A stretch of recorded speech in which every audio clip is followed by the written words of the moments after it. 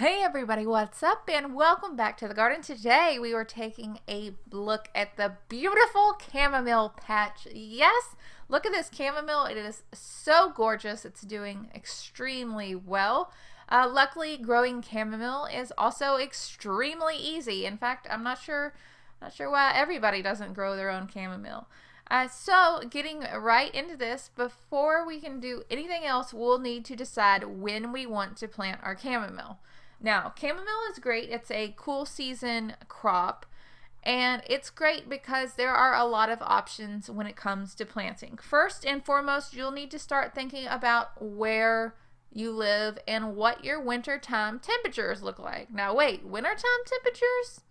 Well, since this is a cool season plant, chamomile is extremely cold tolerant. It's like surprisingly cold tolerant. Here in my zone 6B7 garden in Kentucky, I can sow chamomile seeds in the fall. Usually about the end of September is when I do it. Sometimes a little sooner, sometimes a little later. But I can direct sow this chamomile seed in the fall in a prepared bed, a bed that's been worked, it's weed-free, a nice looking garden bed. It will germinate, and then those little green seedlings will overwinter throughout my entire winter. And yes, it does get a little bit cold here, maybe not as cold as somewhere else, but last winter specifically I had low temperatures to -2 Fahrenheit a couple times. That was just very brief.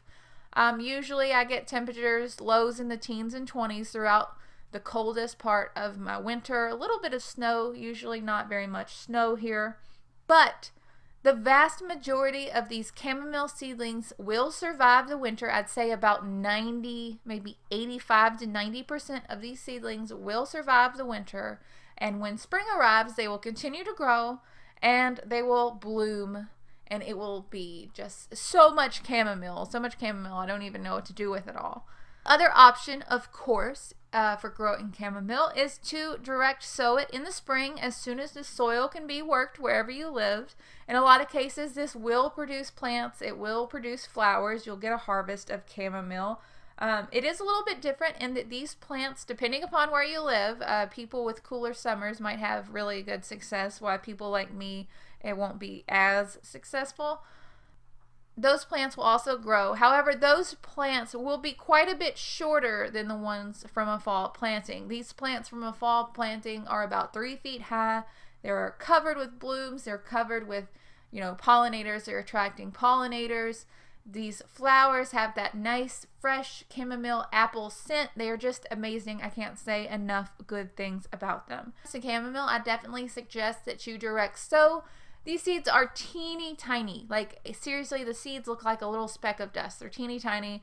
I wouldn't deal with putting them into individual cell trays or anything like that, honestly, if I'm just being honest with you guys. I have transplanted them before in the past, and it seems like they really didn't like to be transplanted very well, especially when they're very small. They're very just delicate and hard to handle because they have that real fine foliage. Really, I would just choose direct sowing regardless. As long as the temperatures are somewhat on the cool side when you plant them and they are able to, remain adequately moist, surface sowing these little tiny seeds seems to be really successful. Beyond that, there's really not much care that goes into these. In my garden, I completely neglect these. I don't do anything to them. I don't water them. I don't, fertilize them. I don't do anything. Of course, it all depends on where you live. Where I live, I get a lot of rain in the spring, so I don't really need to water them. If you're somewhere a little drier, it might be different for you. It's all a process of trial and error and figuring out what works and, what doesn't, depending on where you live.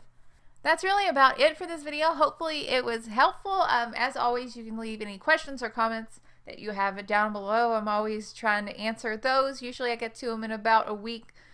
Sometimes longer depending upon how busy I am with work and the channel and everything.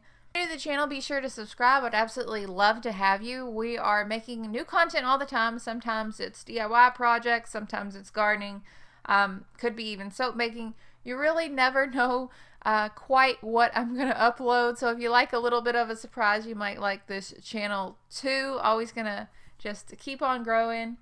To tell your friends, hit the little bell icon, all that good stuff. I hope that you guys are having such an amazing day. I will talk to you all later. Bye, guys.